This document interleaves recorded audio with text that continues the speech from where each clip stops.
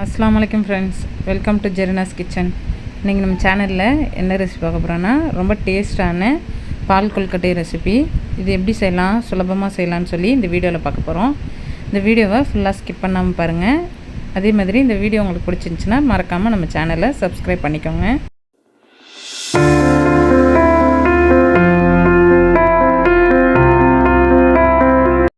பிஸ்மில்லா. First நம்ம தண்ணியை நல்லா சூடு பண்ணி ஒரு பேனில் எடுத்துப்போம். அடுத்ததாக ஒரு மிக்சிங் பவுலில் 1 கப் அளவுக்கு அரிசி மாவு, இது கூட ஒரு டேபிள் ஸ்பூன் அளவுக்கு சர்க்கரை, இது கூடவே 1 டேபிள் ஸ்பூன் அளவுக்கு கொஞ்சமாக நெய் சேர்த்துக்கோங்க. ஒரு பிஞ்ச் அளவுக்கு சால்ட்டு சேர்த்துப்போம். இப்போ இது எல்லாத்தையும் ஸ்பூன்லேயே நல்லா மிக்ஸ் பண்ணிக்கோங்க. ஃபஸ்ட்டு நம்ம இது மிக்ஸ் பண்ணிகிட்டே இருக்கும் போதே நம்ம எடுத்து வச்சுருக்கிற சுடு தண்ணியை கொஞ்சம் கொஞ்சமாக நம்ம இதில் சேர்த்து நம்ம மிக்ஸ் பண்ணிக்கிட்டு இருக்க போகிறோம். தண்ணி ரொம்ப சூடாக இருக்கணும், அப்போ தான் மாவு இதுலேயே பாதி வெந்துடும். அதுக்கப்புறம் நம்ம பாலில் சேர்க்கும் போது மீதி மாவு நல்லா வெந்து வரும்.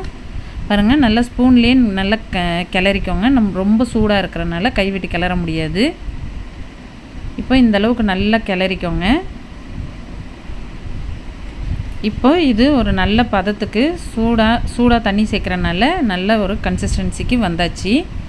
இப்போ இந்த மாவை நம்ம சின்ன சின்ன உருண்டைங்களாக நம்ம எடுத்து உருட்டி வச்சுப்போம். உங்களுக்கு என்ன ஷேப் வேணுமோ அந்த ஷேப்பில் நீங்கள் உருட்டி வச்சுக்கோங்க. பாருங்கள், இந்த சைஸுக்கு உருட்டினா போதும்.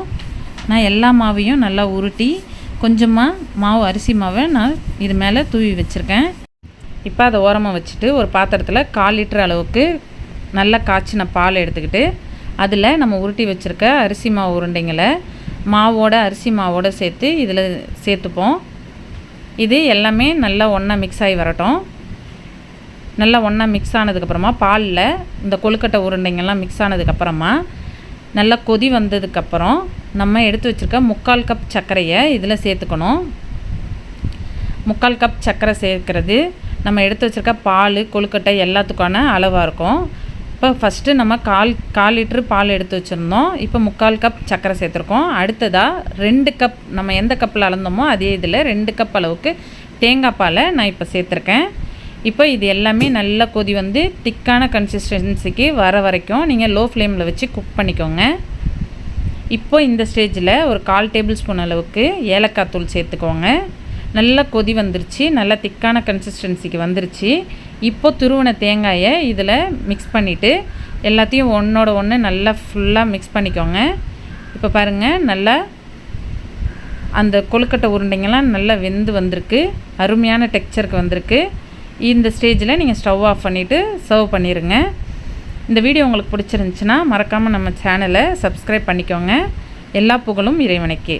நன்றி.